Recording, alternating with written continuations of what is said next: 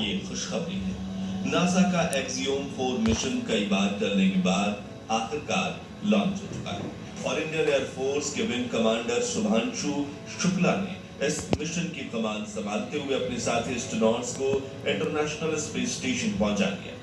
इसी के साथ शुभांशु भारत के वो पहले एस्ट्रोनॉट बन चुके हैं जिन्होंने आईएसएस पर कदम रखा। लेकिन क्या आप जानते हैं कि आईएसएस से डॉकिंग के वक्त शुभांशु की धड़कनें तेज हो गई थी, क्योंकि इस दौरान दोनों अंतरिक्ष यान 27,000 किलोमीटर प्रति घंटे की रफ्तार से पृथ्वी के चक्कर काट रहे थे और एक छोटी सी गड़बड़ी से भी ये स्पेसक्राफ्ट इंटरनेशनल स्पेस स्टेशन से ही टकरा जाता है और करीब $150 अरब के घाटे के साथ वहां सभी मौजूद एस्ट्रोनॉट मारे जाते।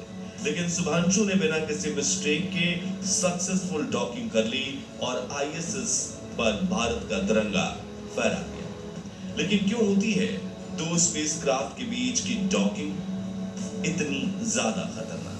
नासा ने इतने इंपॉर्टेंट मिशन के लिए एक इंडियन पायलट को ही क्यों चुना और शुभांशु स्पेस स्टेशन पर कितने दिन रहेंगे और क्या काम करेंगे, जानेंगे इस वीडियो में। लेकिन उसके पहले अगर आपको एस्ट्रोनॉट शुभांशु शुक्ला पर गर्व है तो जल्दी से वीडियो को लाइक कर दीजिए। 25 जून 2025 नासा का एक्सियोम 4 मिशन कई बार पोस्टपोन होने के बाद आखिरकार लॉन्च के लिए तैयार था, जिसे एलॉन मस्क की कंपनी स्पेस एक्स के ड्रैगन स्पेसक्राफ्ट में इंटरनेशनल स्पेस स्टेशन पर भेजा जा रहा था।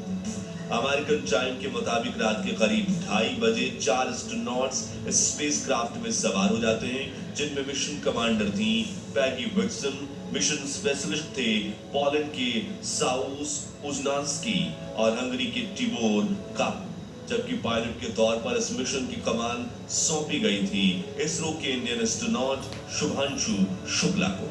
4 एस्ट्रोनॉट्स कमांड सेंटर के साथ अपने रेडियो का कनेक्शन और बाकी इंस्ट्रूमेंट चेक करते हैं और मिशन पायलट शुभांशु सीधा लॉन्च बटन दबा देते हैं। फिर शुरू होता है काउंटडाउन 5 4 3 2 1 और स्पेस एक्स का फाल्कन रॉकेट इनके ड्रैगन कैप्सूल को लेकर हवाओं को चीरते हुए अंतरिक्ष की तरफ उड़ान भरता है। सिर्फ 1 मिनट में 1000 किलोमीटर प्रति घंटे की रफ्तार पकड़कर 8 किलोमीटर की ऊंचाई तक पहुंच जाता है।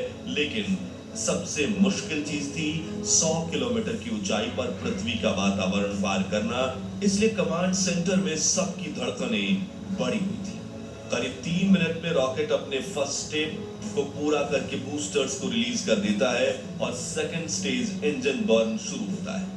अब रफ्तार 6000 किलोमीटर प्रति घंटा और ऊंचाई 90 किलोमीटर तक पहुंच चुकी थी और देखते ही देखते ड्रैगन स्पेसक्राफ्ट पृथ्वी के वातावरण को पार करके स्पेस में पहुंच जाता है और हर तरफ तालियां गूंज उठती है।